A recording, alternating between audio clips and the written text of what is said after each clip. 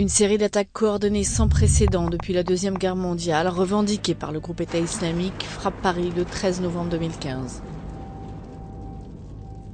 Pour la première fois en France, des kamikazes portant des gilets explosifs passent à l'acte. Plusieurs sites sont visés, dont le Stade de France, en proche banlieue de la capitale.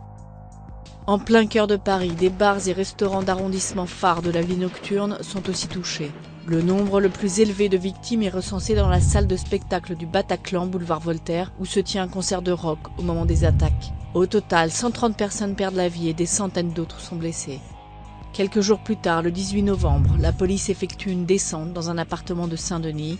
L'opération, menée à l'aube et visant le cerveau présumé des attentats, se déroule à quelques kilomètres du Stade de France. Des hommes du RAID et de la BRI, unité d'élite de la police, prennent d'assaut l'appartement, bouclant le quartier et demandant aux riverains de rester cloîtrés chez eux. Toute la matinée, des habitants font état de fortes explosions et de tirs en rafale.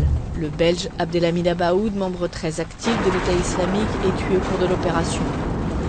La Belgique et Bruxelles en particulier sont au cœur de l'enquête sur les attentats de Paris. Des liens ont été établis entre plusieurs suspects et la capitale belge.